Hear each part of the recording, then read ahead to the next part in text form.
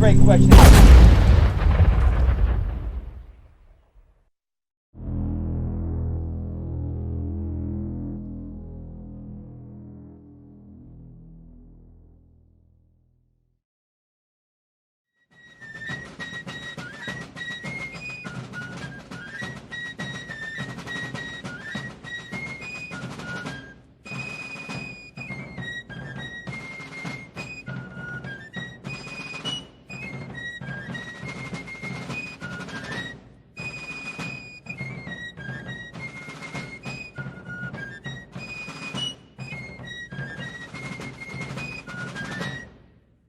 You're listening to Addressing Gettysburg.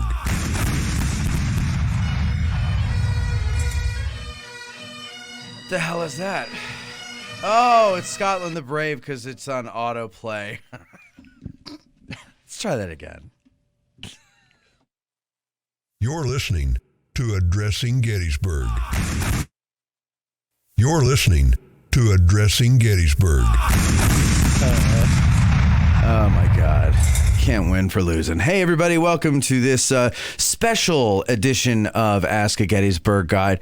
Today we are doing our first Ask a Guide in relation to an upcoming Get Out of the Car tour. I don't know why I didn't think of this before, but I didn't think of it now. It was actually my friend Pete. He said, you should do an Ask a Guide based on your upcoming Get Out of the Car tours. And I said, that is brilliant, you magnificent bastard. So thanks to Pete for that. And so we'll be doing this once a month. In addition to our normal 2 Ask a Guides a month, now we will do this from April through October regarding the current or the upcoming tour. And the upcoming tour is going to be on April 17th, right? 17th. Yep. And it is going to be about Greene's Brigade over on Culp's Hill. And here to talk about all of that with us is, of course, Lewis Trott, who has put all these tours together. Hello, Lewis. Good morning. Nice to have you back here in the studio to do one of these promo shows as opposed to over the phone. Always good to be here. With a bad connection. I enjoy it. Yeah. Yes, we always enjoy having you here. Don't forget, ladies and gentlemen, like and follow us on Facebook, Instagram, and YouTube. YouTube especially. Get into YouTube because we're going to start transitioning over there for a lot of stuff. Make sure that you have your notifications turned on. Also, if you use the Apple Podcast app, please leave a 5-star review. Reviews, liking, sharing, subscribing, and of course, telling your friends and enemies are the best ways to help us grow our audience. Okay, so Lewis, let's get on now. This would be one of the tours we would do this year on the Get Out of the Car tour. Perfect timing, too, because they're starting to clear that area. Yes. I don't know how I came up with this other than the fact that in September of last year, we did Lower Culp's Hill for one of the Get Out That's of the true. Car tours. Yes. So I look at different parts of the battlefield and I try to cover something on the 3 different days, and obviously something different. Right. And I just looked at this. I think for a little preview, on the 3rd day, which doesn't really deal with Greene's Brigade necessarily, but the 66th Ohio comes out on the left of Greene's Brigade, and nobody really ever talks about that. Right. And so, as you know, I go out to the field by myself usually on New Year's Eve, and I wander around, and I think that's when it struck me, hey, how many people come out and see where the 66th Ohio Right. from Candy's Brigade? Because nobody even really knows that it's there. No, and like you mentioned before, now that they're clearing away some of the trees, you can really get a better view of that. So that's how I developed this particular tour. And the quote comes from Greene. It's attributed to George Greene. My God, man, if they go out there, y'all go out there, they're going to swallow you up. He's talking to the 66 Ohio, who are going to go forward and actually be perpendicular to Greene's line. So that's sort of how I come up with this particular tour. So tell us about Culp's Hill, Greensburg. Give us some background on it before we get to the questions. All right. So on the first day of the battle, July 1st, when the Union Army falls back to Cemetery Hill, eventually they're going to move a portion of their force over to Culp's Hill. It's going to be the 7th Indiana, who's actually from Cutler's Brigade. They don't fight on McPherson's Ridge on the first day of battle, but they show up advantageously for the Union on Culp's Hill. And so when Johnson's reconnaissance is coming out to find out if they can occupy the hill, or men from Ewell's corps, that's who they run into. It's men from the 7th Indiana, and they think, well, there's men up there, and they don't have any idea how many because it's dark, it's wooded. They just know someone's up there. Yes. And so the Confederates don't attack and occupy Culp's Hill. That gives the Union an opportunity to do that. When Slocum's 12th Corps moves up, eventually they're going to move up to Culp's Hill. And they're going to extend their line from Wadsworth's division from the 1st Corps from the top of Culp's Hill down towards Spangler's Meadow. And the 12th Corps is going to occupy that line. And they're going to develop breastworks that we'll talk about, and they're going to fortify that position, and they're going to sit there all day on July 2nd. Now, eventually, Longstreet's going to launch his assault over on the Union left. When they do that, everybody gets, nervous Nellies. All in a tizzy. Yeah, all in a tizzy. And eventually, Meade's going to order the 12th Corps to go to their left. Gary is going to say, well, we need somebody up here. Meade's going to agree to leave a brigade. That's going to end up being Greene's brigade, and that's how the rest of the 12th Corps is going to be pulled over to the left. They don't all go to the left. Some of them go south down on the Baltimore Pike and just hang out for a while at Rock Creek. Go shopping at the outlets. Get a little fishing in. And they're eventually going to come back. And we covered some of that when we did, again, that September tour, where we talked about George Stewart's Confederate brigade of Marylanders attacking. And we also did... that same tour, Spangler's Meadow. See, ladies and gentlemen, this is why you got to come out to more than one of them, because sometimes they might be related. I try to weave through, connect some dots. Sure. Yeah, it's not exactly linear, but yeah. You talked about a couple of things that I think you probably won't have time to get into on the tour, so let's get into it now. So you said that the 12th Corps was sent down, but Geary said, well, you ought to leave someone here. So who did Geary say that to? He's talking to Meade, or one of Meade's aides. I can't remember if it's Meade directly or one of his aides. Who's in charge? Who's in command of the 12th Corps when this order comes down? Well, that's a problem with the 12th Corps because coming up, Slocum is a wing commander, right? And he never relinquishes this, even though you don't need a wing commander once you're set in place, right? So Alpheus Williams, one of the division commanders, was elevated to corps command when Slocum is elevated to wing command. So Williams is actually still in charge of the corps. And then Geary is one of the other division commanders. And if I remember correctly, and I have to always go back and refresh my memory on this, I think it's Geary talking to Slocum and Meade. But Geary's the one that presses it, saying, we need to keep somebody here, Right. And so they agree to leave Greene's brigade. When the rest of the Corps gets pulled off of Culp's Hill, though, Greene is then going to have to extend his line to the right, south, to attempt to occupy the position that had been vacated. And that's going to thin his line tremendously. If it's daylight when all this is happening and the attack happens in daylight, he's in real trouble. Mm-hmm. For the Union, though, they have darkness on their side. And so when the Confederates are attacking and they're also attacking uphill, they don't exactly know what's in front of them other than it's Union, and they fortify themselves. And they don't exactly know that much of the 12th Corps has been set away. And so that there's an opportunity here that they don't take advantage of it because I don't think they realize the extent of the opportunity. So when Johnson makes his attack, he's not aware that the 12th Corps or some troops at least have been moved from Culp's Hill? He might have been aware, but he might not know the extent of it. Okay. Because if he knows exactly what's going on, he might place a holding force in front of Greene to keep him in place. And swoop around. And sweep the rest around. The other problem with Johnson's attack is one brigade is not there, the Stonewall Brigade, because they've been out skirmishing on East Cavalry Field on July 2nd. Right. Because, the Confederates are worried about getting flanked on their left, And so he only has 3 brigades he's attacking with. He doesn't have the Stonewall Brigade because they're still out in the they've been skirmishing all day and they're not going to relieve them. He tells Walker is the commander of the Stonewall Brigade at this time. He tells Walker, when you feel it's secure out there, you can come join the attack. Well, Walker, he doesn't want to leave too early, Right. because he don't want to be responsible for getting flanked. So by the time he gets there on the 2nd, there's nothing, he's not going to be able to help him.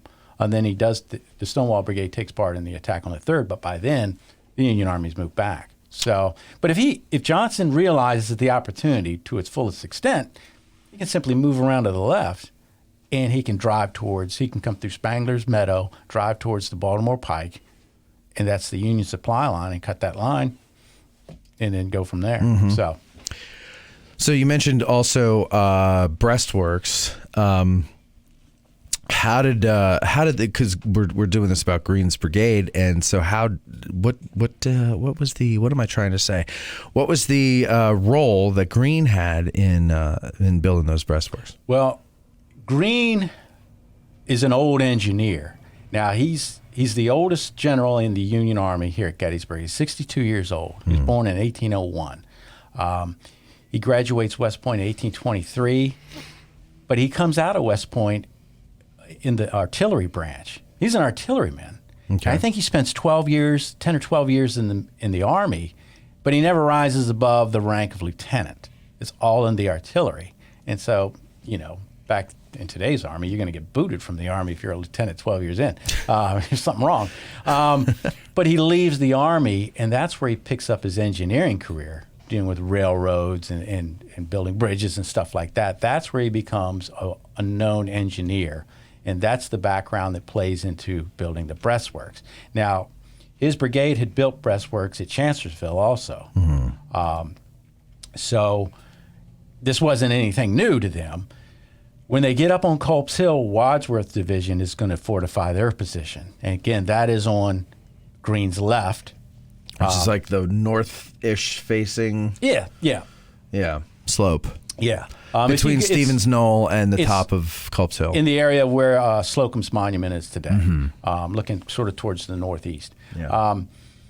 So they start building breastworks, and Greene and some of the other subordinates go to Slocum and they say, Geary, I think it is, they request, should we build breastworks here? And Geary says, we don't want to get in the habit of doing this, because if you build breastworks, your troops aren't going to come out from behind, come out from behind the breastworks and attack. It's going to make them, want to stay behind what they know is secure. But you can if you want.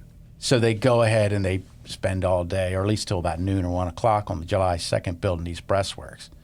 And they extend from up on Culp's Hill, actually from where Wadsworth was, around the top of Culp's Hill, all the way down beneath that saddle in between Upper Culp's Hill and Lower Culp's Hill, down on the eastern side of Lower Culp's Hill also. So there were more breastworks built than just up there with Greene. Right. And then when the rest of the 12th Corps leaves that area, that's what Greene is extending his line down towards. He's filling in these other breastworks that have been vacated. Those breastworks are eventually going to be occupied by the Confederates.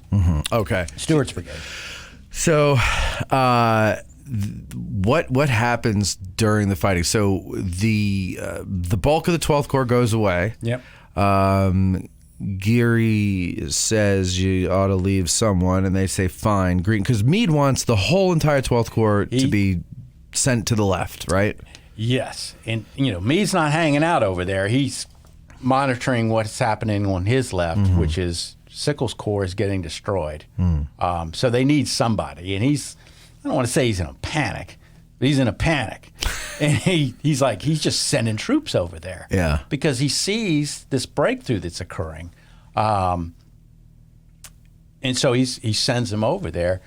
Whether they're needed or not, the story tells us probably not, because part of them head straight south. And they don't take part at all. They don't even get there. Yeah. And so the other troops that do get over there, the role they play is they're very not minimal. very heavily engaged. It's very minimal. Yeah. So But you never know. Yeah. You know, so you got to send them.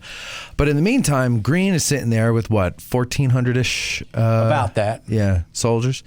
And he's got to cover that whole span. They spread them out. Again, they have the hill working to their advantage. They have darkness working to their advantage, and they just spread out and do the best they can. Yeah. So. And then the Confederates make their attack. It's starting to get dark or dark? It's getting dark, or just about dark. It's about 7 o'clock. It's dark in the woods. Yeah. And there's no daylight savings time back Right. then. So whatever ambient light they do have at that point out in a clearing is sort of taken away by the wooded area. By the woods, yeah. All the foliage and stuff. And how does the attack go down? Coming from the Confederate point of view, it's James Jones' Brigade of Virginians, and then to his left is Nichols' Brigade. It's the 2nd Louisiana Brigade. They are under the command of Jesse Williams. Nichols is not here. He's wounded. He actually lost his foot at Chancellorsville. And so they are going to attack the hill. If you read Union accounts of it, they make like 4 separate attacks going up the hill. To Nichols' left, the Louisiana Brigade's left, would be George Stewart's Marylanders. And those are the ones that are going to move in eventually and occupy the breastworks around the area of Lower Culp's Hill. Okay.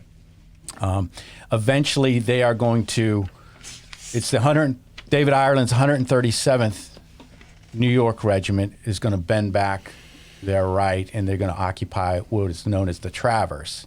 It's this other line of breastworks that sort of goes perpendicular to the north-south line of breastworks on Upper Culp's Hill, and they're going to occupy that Traverse to keep the Confederates from, once they move in that Lower Culp's Hill area, from turning to the right and just rolling up the Union line.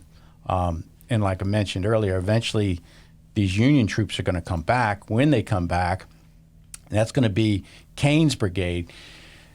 George Sears is at the top of the hill, extending downward to the right.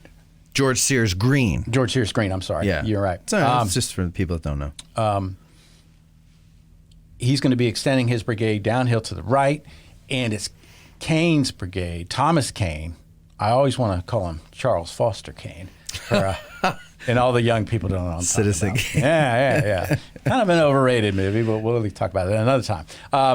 But that's Kane's brigade that's supposed to be down there. He's got 3 regiments. Yeah. They've been pulled off. So when Kane's brigade comes back, that's when they realize the Confederates are in our breastworks, and they've got to figure out what to do. And that's going to lead to what we talked about in September, that dawn attack before, about 4:30. They're going to open up and drive these men out. Eventually, Greene will get help with the rest of the Corps coming back. Well, actually, before the Corps comes back, he's going to get help from the Second Corps and the First Corps and Sixth Corps. Sixth Corps. That's on the 66th Ohio that I mentioned previously. Yeah. Well, no, I'm thinking of another question. They're going to come back, but he does get 1 regiment from the 6th Corps. I think it's one of your questions. Yeah, we'll get into that when we get to the questions. Okay. So he's going to get some help. It's not just Greene's brigade all out there by their lonesome the whole time. But I mean, a lot of the help, like what was the unit from the 2nd Corps that came over that, like, as soon as they got in the field? 71st Pennsylvania. 71st Pennsylvania. They come over and they spend some time, say, hey, how's it going? And then the Confederates fire a volley and they go, let's go back to where we came from. Yeah. It was warmer on the other side of the ridge, and it's kind of cold over here. Let's go. They come over and they don't really do much. I don't have a good thing to say about them. No. Now, during Pickett's charge, you're doing wonderful work. So. Yeah, now that's a different story over there. But they just weren't ready yet. That's all. Yeah, they called on them a day early. Yeah, they were their just place. Yeah, they're like, nah, we're not feeling this ground. It's like this. I think they showed up and said, you know what? If we fight over here hard and eventually put a monument up, who's going to come over here and look at it? Yeah. Let's go on back and do something bigger and get a better monument. That's what it's about. Okay, so why don't we? So is that it for the background? Basically, Yeah, I the think so. idea of the Yeah, tour. Okay. Really quick though, I mean, is there anything that we're going to see on this tour that is along the lines of the get out of the car theme? That people may not have seen before because they usually just drive, if they even drive through. I mean, let's face it, not everybody goes to Culp's Hill, Lewis. Yeah. Not everybody goes. So if they do, they just drive, right? Because it's just like, well, what am I going to do? There's just woods there, they're not going to get out. But we're requiring that you do that. We will drag you out of your car because it is the name of the tour series, Get Out of the Car. So what interesting things might we see along the way? I think what's really interesting when you get out and look at the 66th Ohio's position, it's, they talk about, the Confederates talk about having to come up this mountain. Yeah. And if you look, you're in front of the I don't know, 149th Pennsylvania, look, yeah, it's a hill. It's in the woods. But if you get up there where the 66th Ohio is, that's a steep ledge that falls off there. Yeah. And that's what Confederates are, trying Referring to come up. to when So we'll see that. We'll see a couple interesting rocks that show up later on in some Edwin Forbes sketchings and a painting. Mm-hmm. We'll see some other rocks that they decided at one point to put some advertising on for, what was it? Liver pills, yeah. So we'll see that. And we'll just talk about what happened. And like we've talked about, the Park Service is starting to clear out some of that, and it really has made it helpful. At this time of year, too, you're not going to have to deal with all the weeds and stuff that may grow up later on. But the amount of trees they've taken out makes it a lot more, feasible to walk down there without feeling like you're, Paul Bunyan traipsing through the woods or something.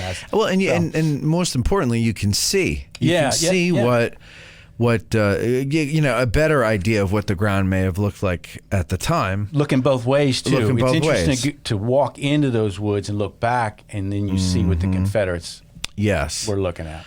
I mean, I remember last winter, Bob Steenstra and I went walking, and we went in, where that lawn is, around that S curve by the Jones Brigade plaque? Yep. We went into the woods in that area and walked along the base of the hill. And it really wasn't until I did that I realized what a hill, what a face that face of the hill is. Yeah. I mean, it's almost like, I mean, without like ladders and grappling hooks, like what are you even going to bother? So like you got to go around it. Yeah. You can't assail that. And there's one Confederate, and I'll have it there out on the tour. I don't have it with me today in the official records, where a Confederate commander, when he's writing up his record, says you need scaling ladders to make this attack. Yeah. So, wasn't that Jones? It could have been. I think it was Jones. Although Jones gets wounded. We'll talk about that too, Yeah, sure. We don't give it all away. No. You got to come out. Yeah, you got to come out. April 17th, by the way. Okay, so 10 o'clock. Let's get 10 o'clock in the morning, April 17th. Let's get going here with the questions. These are questions from our patrons who are always there in a pinch when we need them. And we said, we need questions about Greene's Brigade on Culp's Hill. And they sent them in. And once again, don't forget that this episode is brought to you commercial free by Mason-Dixon Distillery. Okay, so here we go. Questions from patreon.com/addressing Gettysburg. With our brand new first lieutenant level, $25, you get video, better video than this stuff that you're getting for free. Here we go. Brian Darenick has the first question. He says, how was the military importance of the position not realized, which in turn could have led to the loss of Culp's Hill, made Cemetery Hill untenable, and a possible Union disaster? That's a good question. I know. We'll have to ask George Meade. I think that, if you're students of the battle, if you recall, on the morning of July 2nd, Meade gets with his commanders, and he's going to try to figure out the feasibility of attacking the Confederates from that area. And Warren goes out there, and Slocum and the division commanders and such, and they look at the ground, and they come back to Meade saying, "You can't. There's offensive operations in this area can't happen. It's not feasible to attack." So maybe in the back of his mind, he's saying, "Well, as long as we have somebody there just to hold on, they're not going to, maybe perhaps they can't attack us either if we can't attack them from this area because it is so steep and rocky. The other thing I think, and this is all conjecture, we don't know really what Meade was thinking. Or at least I haven't read what he was thinking about this. But I think the violence and just the suddenness of Sickles' line breaking and the threat that posed on the left side of his line, that Just occupied chaos. Yeah, that occupied Meade's mind so much that he saw his left being rolled up Right. by Longstreet. The emergency at that time was the left. Yeah, because And you've got to take care of. again, Meade rides out to Sickles. He knows there's not troops, contrary to what Sickles is going to say later. They have an occupied little round top with troops. There's a signal station up there. Yeah. So he realizes the problems of Sickles' line when this attack is going to Right. start. And so I think that fully engages his mind. He's like, oh my God, we got to get everybody there. Because if you bust through that line right there, It's over.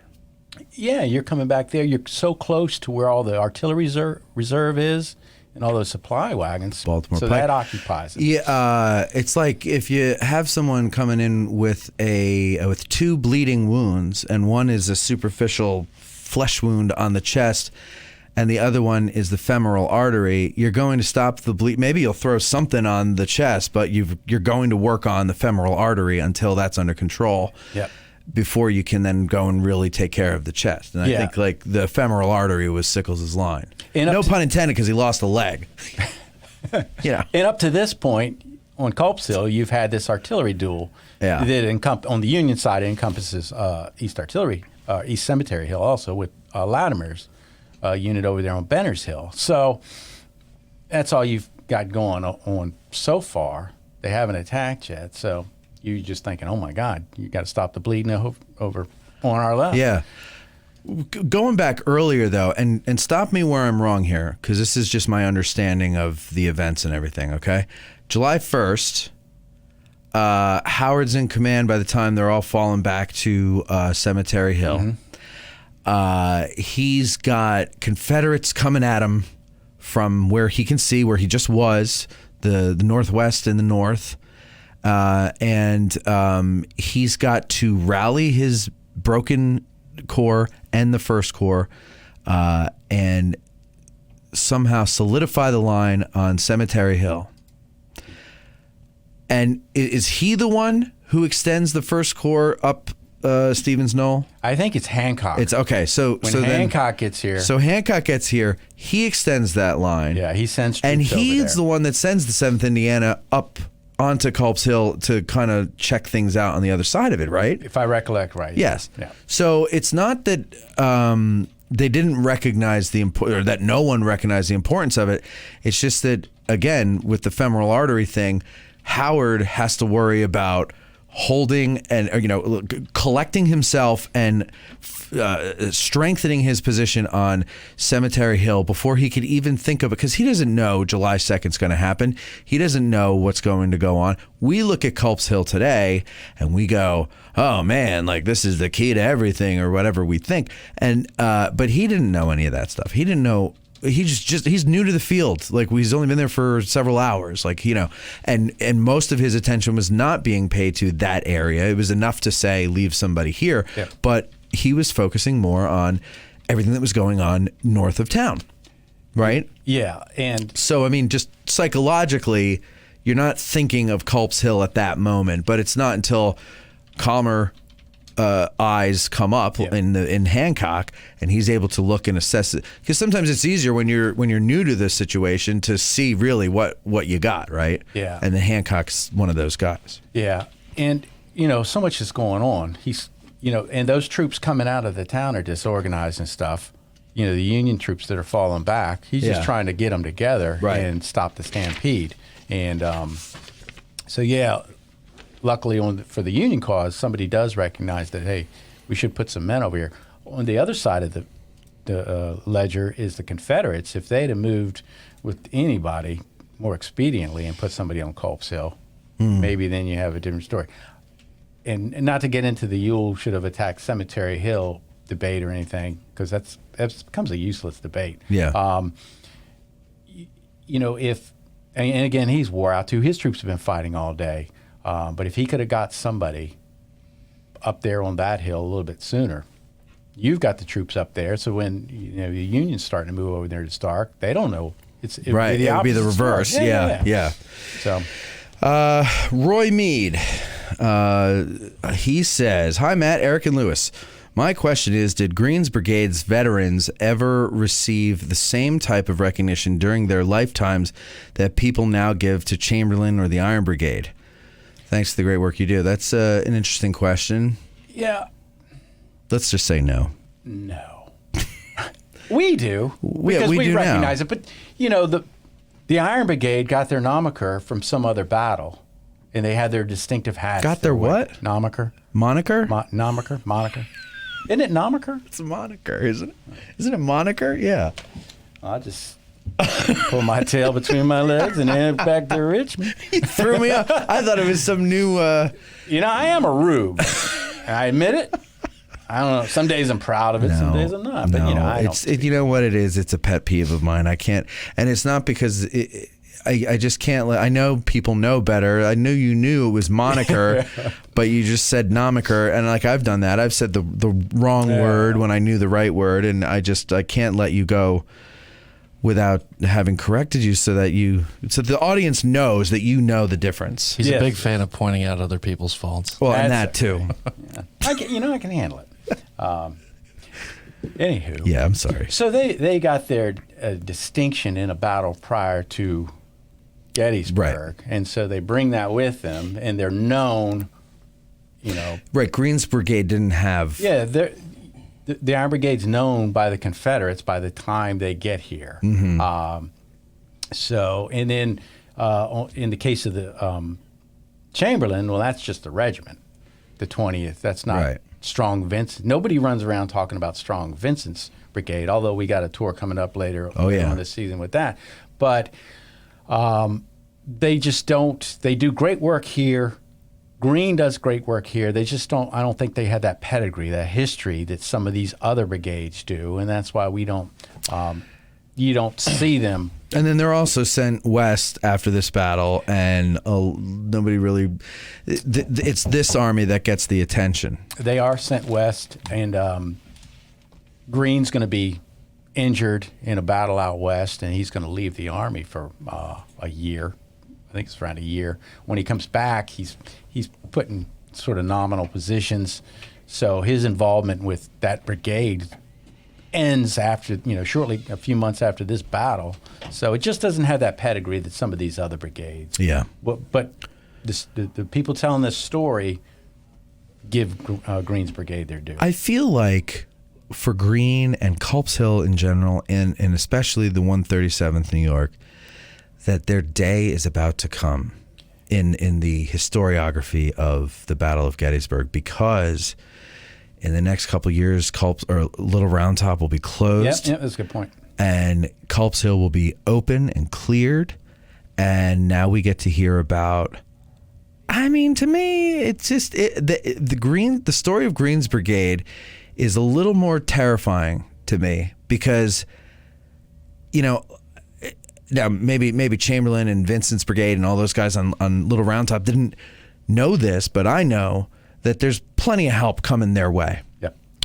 And the Confederates have nothing behind them. So if they take Little Round Top, they probably aren't going to be able to hold it for long, because the Sixth Corps is coming up, all this stuff. And what are you going to do with it when you get it? If you get it? Exactly.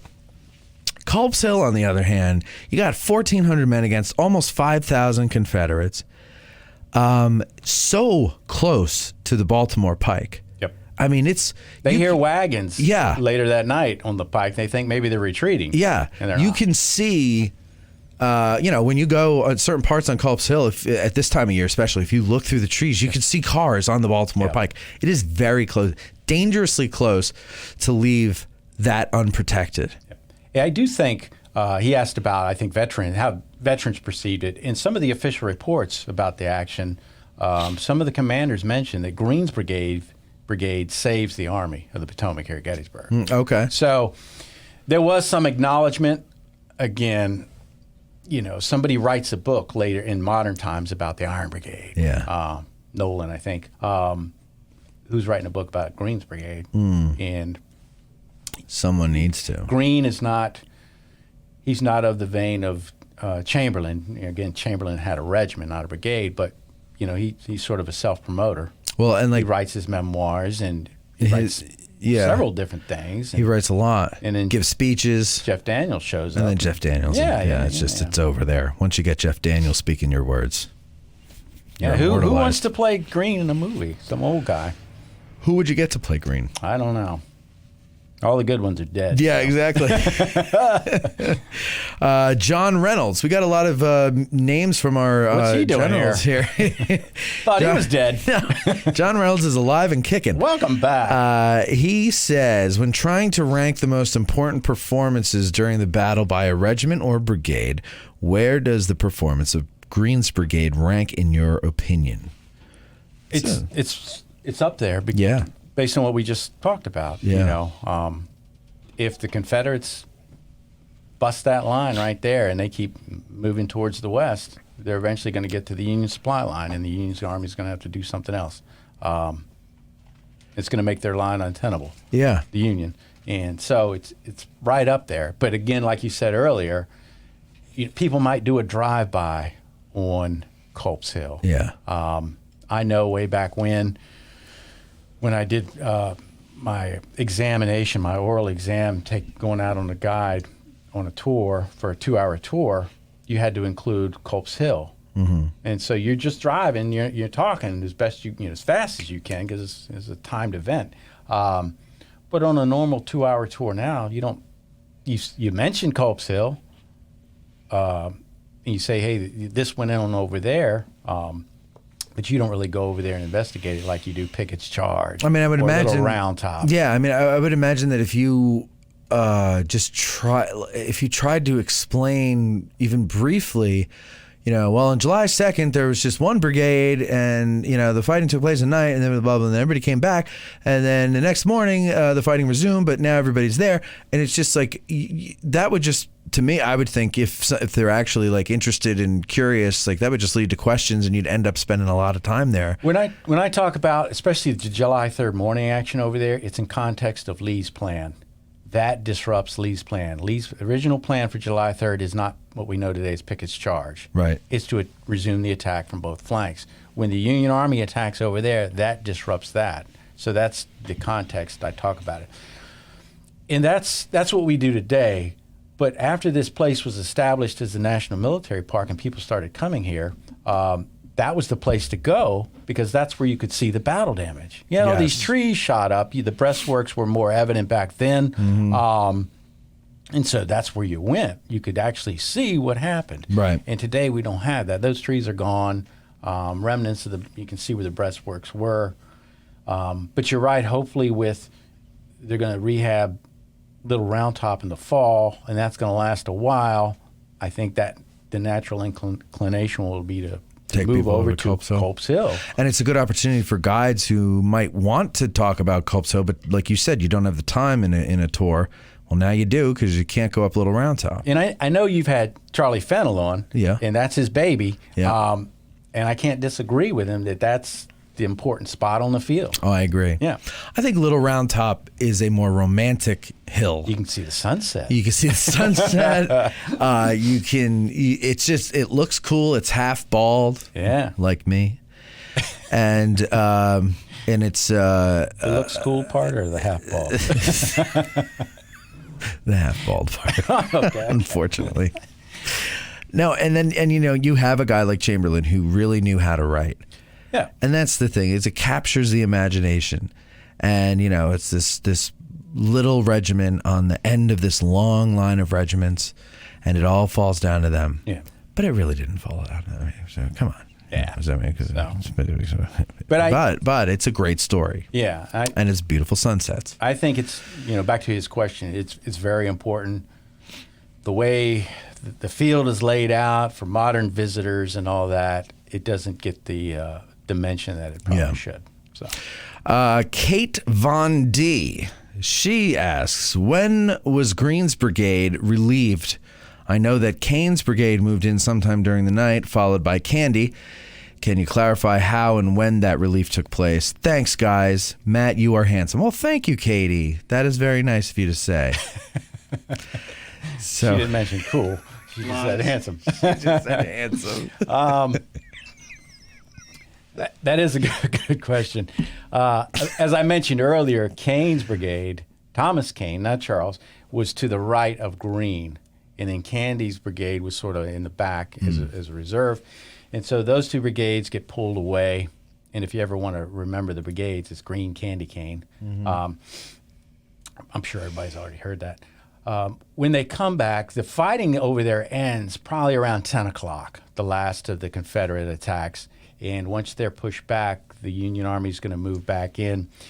Kane's brigade is going to come back and realize their trench works have occupied, but they're going to stay towards the right of Greene's brigade. They're just a little bit further back, and there's a rock there that has a monument or a plaque to the 14th Brooklyn. Yeah. Probably in that area. Yeah. And you'll see the monument to the 111th Pennsylvania. That's part of Kane's brigade. So they're in that area. And they could probably reestablish their line around midnight or so. I'd say between 11 and 12 on the night. When Candy's brigade comes back, they're going to be sort of dispersed. And that's why you see, to me, it's like a clump of monuments, especially as you go up the hill before you go up to the top where Greene's monument is. Not following the road, but following the terrain, just going straight north. Because you've got the First Maryland Eastern Shores Monument up there. You got the 150th Pennsylvania. But then on the bottom, you have the 147th Pennsylvania Arlo Pardee. That field is named after him. And then you have what we're going to talk about, the 66th Ohio. They're part of Candy's brigade. They get sent to the left of Greene's brigade. But that's after midnight. It's probably around 1 o'clock in the morning they're getting back and trying to... They're not sent to all these different places right then, but they're moving back and sort of held in reserve. And then the Maryland Eastern Shore unit is kind of confusing because they're the ones that come in to the right of Greene's line, and they get accused of shooting the backs of some Pennsylvanians, and then they leave. But then their monument's up at the further north along that line. It's right there before the hill really goes up.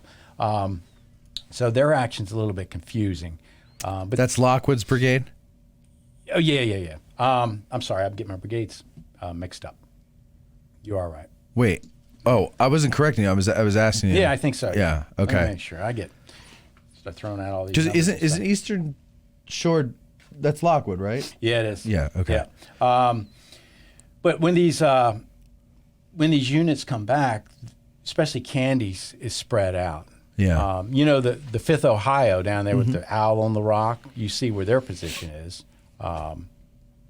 You also have the 7th Ohio is on the lower portion of the hill. But as far as the timing, I think Kane gets back first and gets into a position before Candy does. Candy's still held in reserve, and then they sort of get spread out. Okay. You have the 5th Ohio, let's say. Everybody knows where the owl's on the rock on the lower end, and all the way at the top, you got the 66th Ohio. So they don't stay together as a brigade.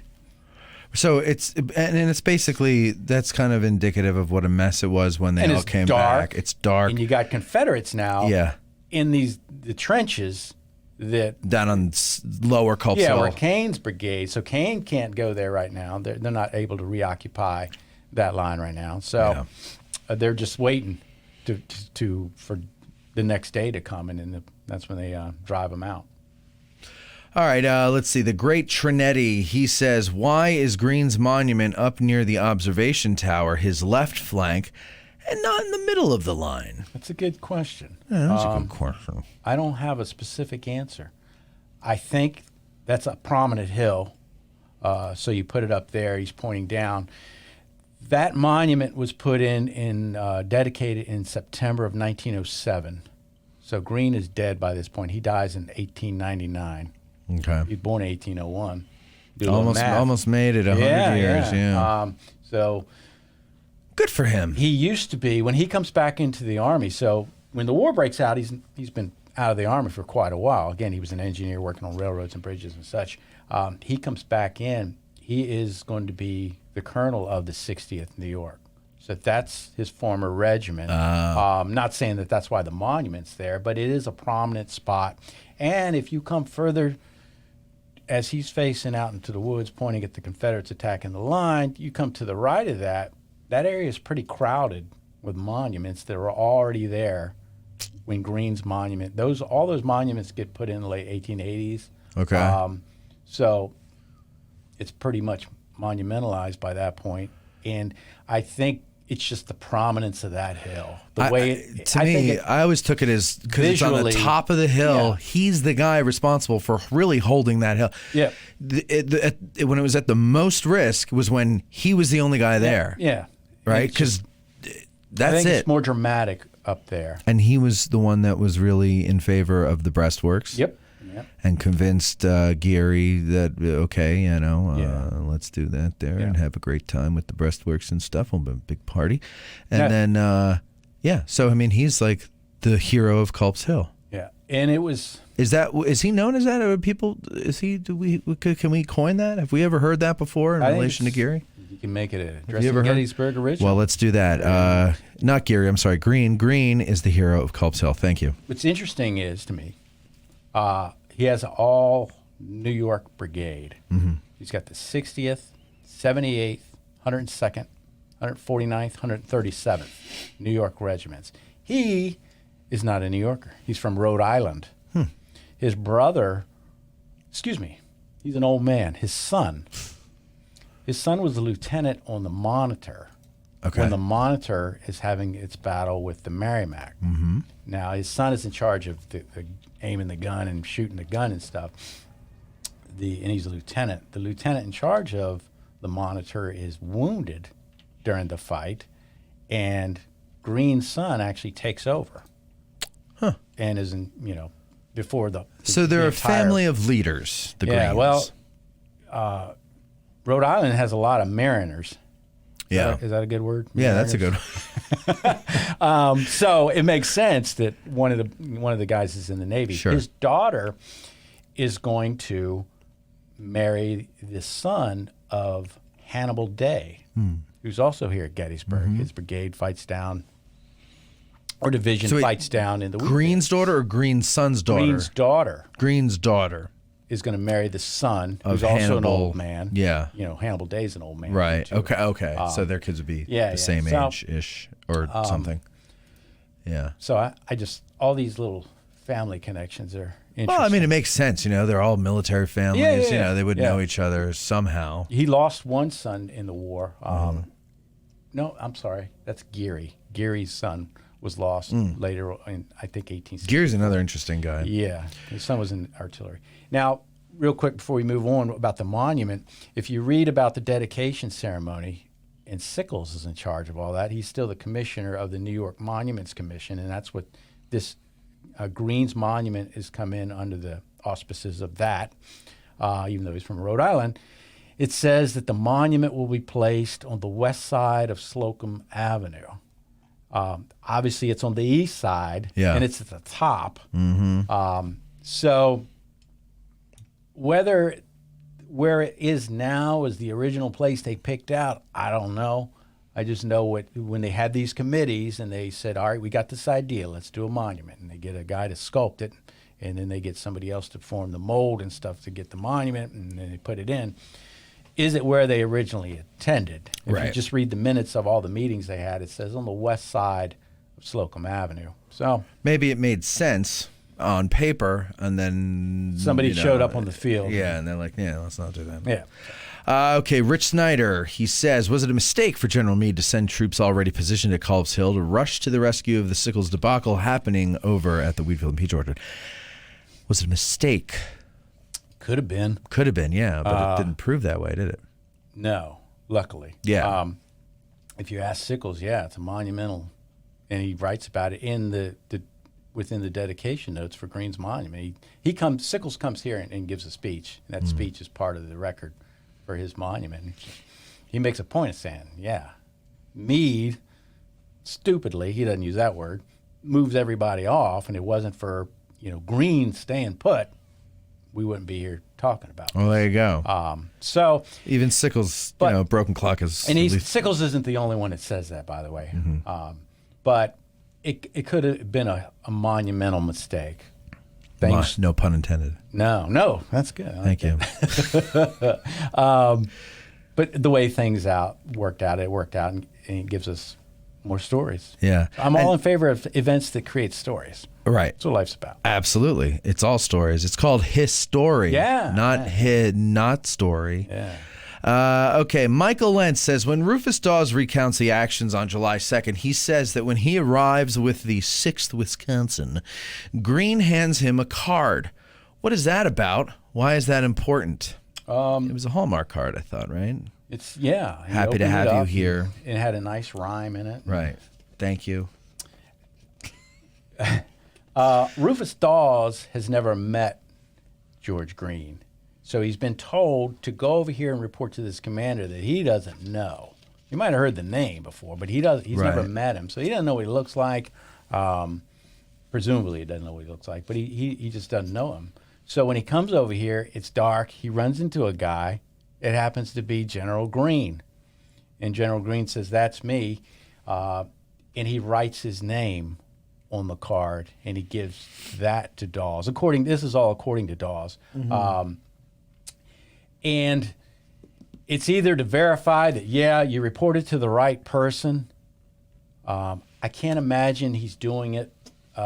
The other thing Dawes says in that book that he mentions this card, and that's the only place I've ever seen it. He says he doesn't know exactly where to go, and he doesn't know Greene. He's just going to head to the sound of the guns. Okay. So if he goes over there and it's really loud because of all this musket firing, maybe Greene writes down, this is me, instead of trying to talk because you can't hear. Okay. I'm just guessing here. Okay. And that's why he writes it down. Dawes never really explains it. He just says he got this card. George Greene wrote his name on it. I put it in my pocket and took my regiment where Greene directed me to go. So Maybe he thought he wanted an autograph. he saved it and sold it later on for a lot of money. I made that up. Mike has another question. Excuse me. How did Greene's men build their breastworks? Sorry. Hit the wrong button. That's okay. Hit the wrong button. I'm sorry.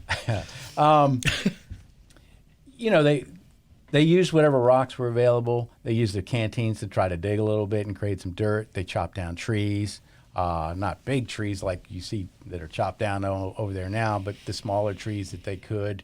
And they just tried to build up the breastwork in front of them with whatever was available. They also created headlogs, which is you build the breastwork, then there's a gap between the top of the breastwork, and then you put a big log across the top and use that gap to fire through. To the log protects your Yeah, head. it's further protection. Theoretically. But they're just using whatever materials they can.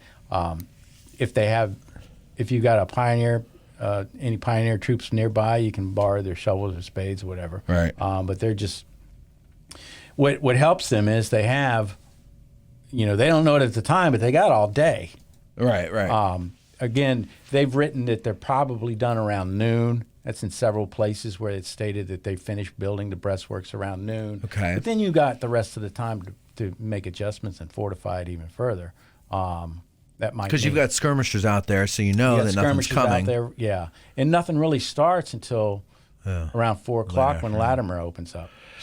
So I guess it would be a good opportunity here to explain to people the difference between breastworks, trenches, earthworks, because I often hear them. I often hear the breastworks referred to by all of those terms, but they're technically only one of them, and that is breastworks. Yeah. So what is the difference between all of those things? So a trench is you're going down. You're digging a hole into the ground. and then you're going to stand in the hole, and that's going to protect you. Earthworks is you're digging. You've got a shovel, like the lunettes up there on East Cemetery Hill that you see today. Yeah. Somebody's dug into the dirt and created this dirt barrier in front of, in that case, an artillery piece. The lunettes, for those of you wondering what that is, those are those crescent moon-shaped mounds of dirt in front of some of the cannons on the battlefield. Lunette, small moon in French. Huh. Crescent moon. Wow. There you go. I learned that in some book. I only know Spanish, and I know one word. Oh, I don't know French. I just learned that little piece of trivia. Vamoose. Vamoose? Yeah. Yeah, come on, let's vamoose. And then breastworks are built above the ground. No digging. No, well, you're trying to dig as much as you can, but it's usually built when the ground is really problematic for digging. A lot of boulders and rocks. You might not have shovels, and that was the case on Culp's Hill. Because if you look at Culp's Hill now, you can still see mounds of dirt along the tree line, Yep. which is the foundation, for lack of a better word, Yeah. of these breastworks. They would try to throw dirt in there too. It makes it more sturdier structure, but they're not able to dig like to create a trench. Right. If they could and they had the time, I'm sure they would have. Yeah. Although getting in and out of the trench is problematic in a pinch. Sure. But you're using more trees, more rocks, more available stuff from nature than you would, let's say, with definitely a trench, but with the lunette, Right. which is strictly just dirt. So. And then that's it. We covered them all there. Okay. So let's see. We got one question coming in from Facebook. Joe Click. He says, can Lewis talk about the removal of Confederate dead after the war? Wasn't there a big burial trench on Culp's Hill? People love the burial trench. And I hate to break their hearts. There are Confederates buried everywhere. Everywhere. If you look in front of the angle and that field out there going towards Emmitsburg Road, there were a ton of Confederates buried there. In 1871, You think the swimming pool didn't dig a lot of them up? they just sort of floated along. In 1871, 1872, that's when some Confederate women's groups got together down south to create and raise money to come up here and get the Confederate dead and remove them, those that hadn't already been removed, down to Richmond's Hollywood Cemetery. We like to think, and I've gotten this from other guides that have been guiding and have a broader knowledge base than I do, and they've been guiding for a lot longer, that probably all the Confederate dead have not been removed.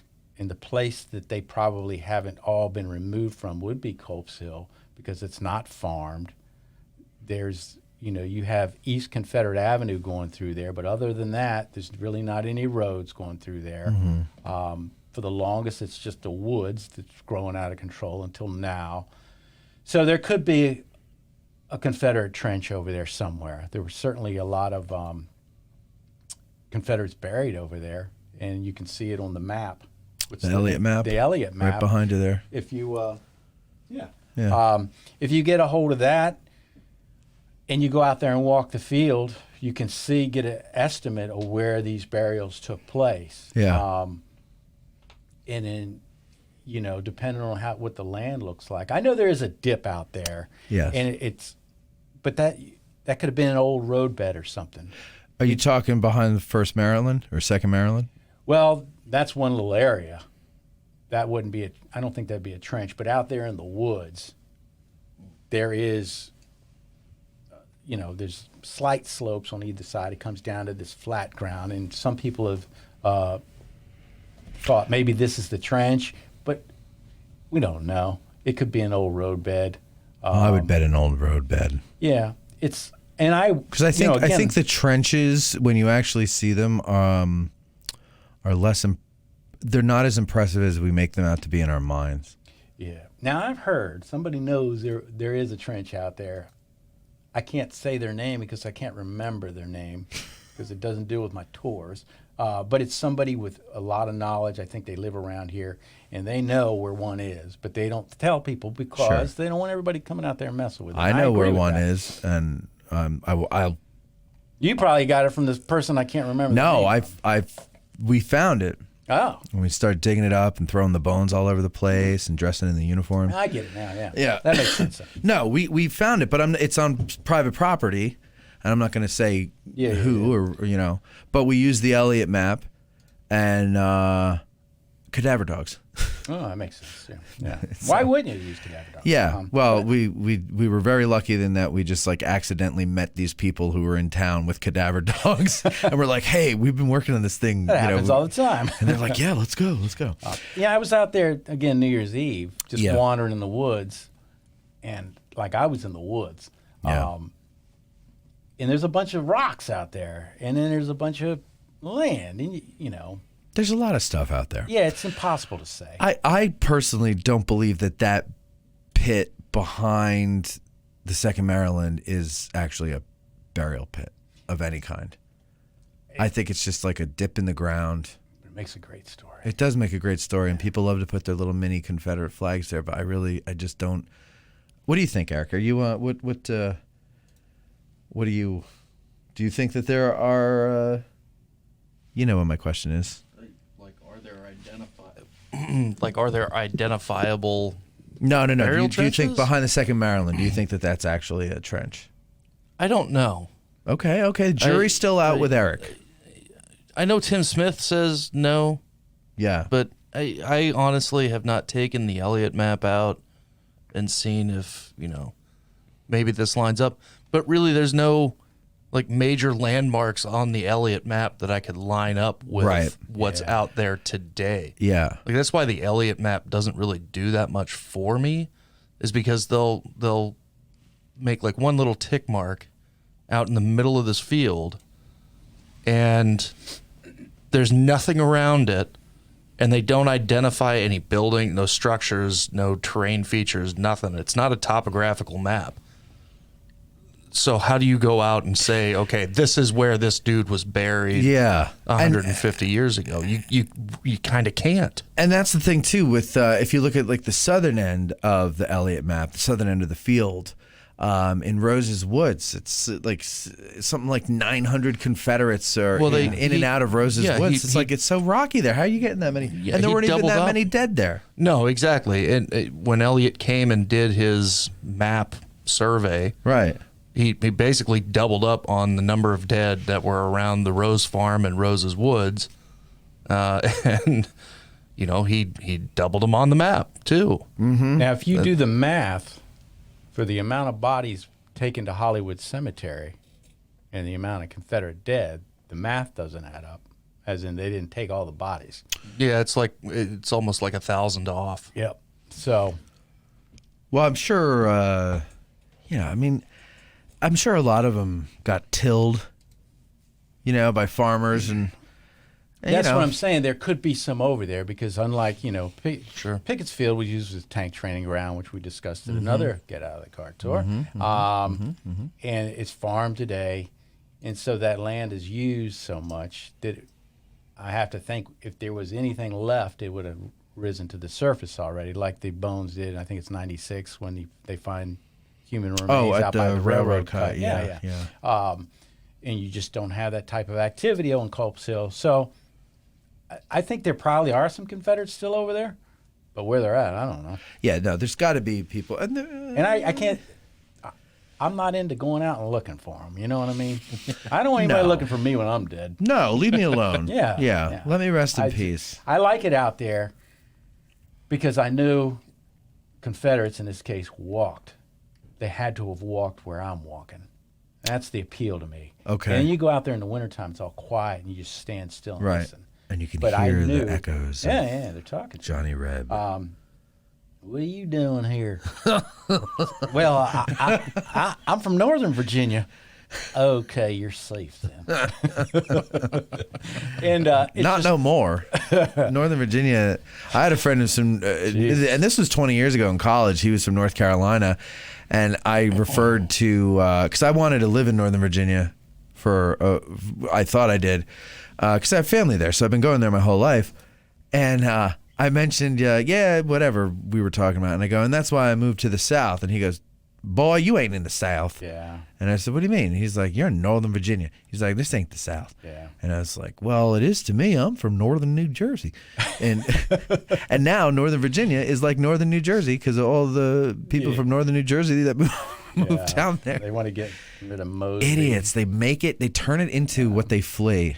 It's so stupid. My other fallback is I was born in Arlington. Who lived Texas. in Arlington? Oh, No, Virginia. Virginia, of course. There's only one Arlington. I know. Me and Sandra Bullock. Yeah, oh, that's right. You and Sandy and Robert E. Lee lived in He Arlington. did for a little bit. He actually didn't spend much time there. He's out west doing whatever. But so yeah, I just like it out there. You're walking where, and that's the appeal of this place to me, or any other I get the same feeling at Manassas and at Antietam.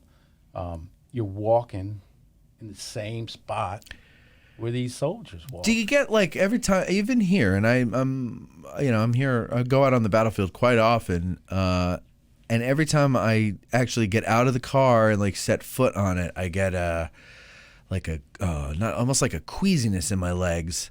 And same thing, Manassas, Antietam, any of these other historic places, like I feel like, not that I'm being transported back in time or anything, but I'm on a piece of ground that's a little more significant than what I'm used to walking on. Because you care about the story of the people. Yeah, because most people just walk on it and they're like, what are we going to go to dinner? Yeah. So, want to try that buffet over there? but yeah, that's the appeal. Now, again, Culp's Hill has more appeal to that for me because that ground is more undisturbed. You get out on Pickett's Charge Field, that's not the same dirt anymore because they've done so much with it. But still, they're coming across, and that's what they're looking at. They've got basically the same view, and that is the attraction. You're walking where these other people walk in history. Yeah, where they walked and where some cases died. Died. That's the thing. Walked and died. Like as they're walking, someone falls face down dead. And bled out there, and you're walking on it, but like it's like a dust to dust type of thing. Like you're just walking on this ground that's just, and then, I always think like when I'm walking on insignificant ground, we're using air quotes, what happened there that we don't know about? Like before European history, was there some kind of Indian fight or an Indian burial ground or village or, what was going on here before we could, and so it's very interesting to think about. But yeah, that's one of the things that's fun about this. It's one of the things that's fun about our Get Out of the Car tours is you actually get to get out and tread the ground that all these stories took place on. And by the way, you get to meet some pretty neat people, right, Lewis? That's true. I've met a lot of great people doing this. I remember when we started this, you said, "Oh, we're going to meet nothing but a-holes," but Yankees, dirty Yankees. And you said, "My God, these Yankees aren't as bad as I thought they'd be." And they're good tippers. Let me say, and bringing them greenbacks. That's right. But they really do appreciate what you do, and we're excited to do a second season, a second year of these tours. Lewis puts all these tours together all on his own, on his lonesome, is what I mean to say. I will say it. I spend a lot of time on them. Yeah. It's like I'm in school. I know. No, and I appreciate you doing it. I learn things, too, in the meantime. I will say about this tour, there are some hills involved. I mean, we're not going up a mountain. Right. But it's not a flat walk like some of our Good point. others. We'll be going through the woods. In the woods. So tick repellent if you're afraid of that stuff. What else? Sunscreen maybe, maybe not. Yeah, I don't know what it'll be like. It's going to be April. It's going to be April, ladies and gentlemen. It's going to be April, Yeah. And then what else? Water. Some water would be nice for me. Death. And then whatever you want. And then that's about it. Hiking shoes or sneakers or something like that. We're not going on like crazy hikes like Lewis said, but it's not not a sandals walk. It's not yet. Please. Yeah. Please. I don't want to see people showing up in flippy flops and sandals. This isn't, biblical times. We can walk. We have closed shoes now. Let's take advantage of that. Especially if you got ugly toes. Oh, yeah. Please leave those ugly toes in there. They're I distracting. never understood that. Toes are just toes to me. But anyway, so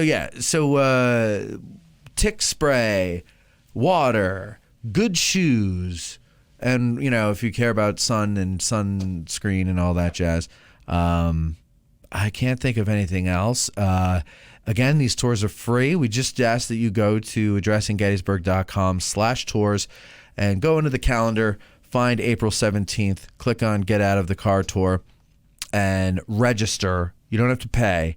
just want to get a little bit of a head count just so we have an idea of how many people are going. It is brought to you by our good friends over at Mason-Dixon Distillery. They are great friends of ours. They want us to be able to bring history to you guys free, and they are sponsoring this and a few other tours during the year as well. And I will eat lunch there. And we will go and eat lunch there afterwards, absolutely. All right, I think that's about it. What we'll do is we'll do what we typically do with the Facebook audience is we'll end the show here for the podcast listeners. But Facebookers, stick around for a second. We'll chat with you for a little bit, just a little bit, because we have another show to do later, and I have to brush up on the subject matter. But that's about it. Otherwise, thank you all. Facebook, stick around. I'm just going to play a little fife and drum for you, and then I'm going to use the little boys' room, and then we'll be back, and we'll just... Taking Facebook with you? Yeah. Yeah. I'll show you what the men's room looks like. No, we'll be back in a little bit. So thank you all for listening, and hope to see you out on the tour.